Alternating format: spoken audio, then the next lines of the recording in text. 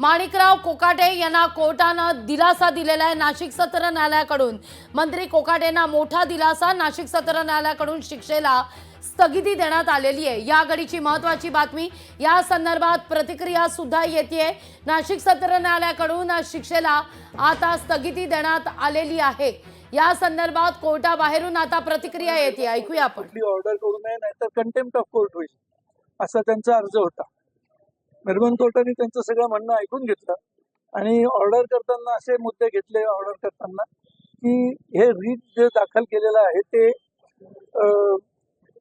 Application जो आहे त्या ऍप्लिकेशनवरती अर्जदार म्हणजे श्रीमती राठोड किंवा त्यांच्या वकिलांची सही नसल्यामुळे तो अर्ज ग्राह्य धरता येणार नाही।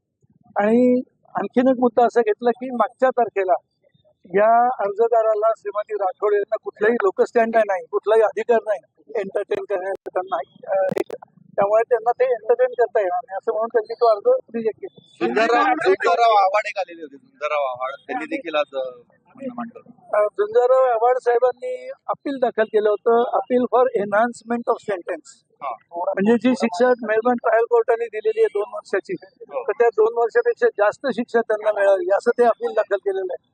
तर त्या अपीलाची सुनावणी आता सावकाश होईल, त्याच्यावरती आता तरी काही ऑर्डर मेलबर्न कोर्टाने केलेली आहे।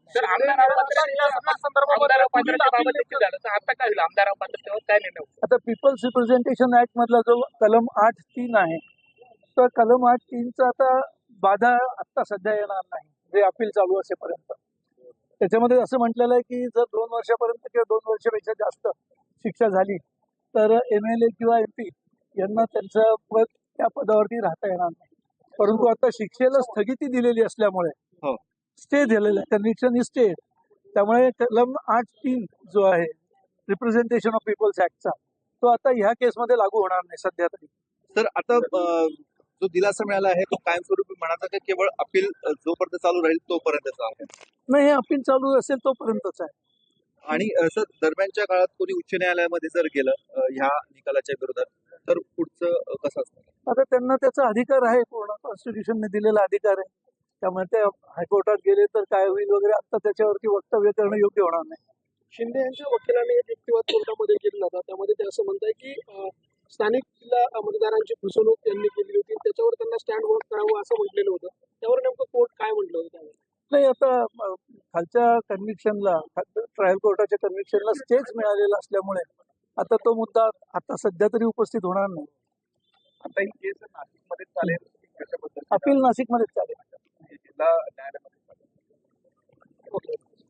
धन्यवाद। या सगळ्यावर नजर आपली कायम असणारच आहे। माडा सदनिका लाटल्याचा कोकाटेंवर आरोप होता आणि या सगळ्या प्रकरणी आता तुर्तास कोकाटेंच्या शिक्षेला स्थगिती देऊन कोकाटेंना तुर्तास दिलासा देण्यात आलेला आहे। या सगळ्यावर नजर आपली कायम असणार आहे। या घडीची महत्त्वाची बातमी आपण पाहतोय, मंत्री माणिकराव कोकाटेंच्या शिक्षेला स्थगिती देण्यात आलेली आहे। नाशिक सत्र न्यायालयाकडून कोकाटेंना तुर्तास हा दिलासा मानला जातोय। कोकाटेंचं सगळं हे काय प्रकरण होतं ते सुद्धा आपण समजून घेऊया ग्राफिक्सच्या माध्यमातून। लोकशाही मराठी ऐका, पहा, जागरूक रहा।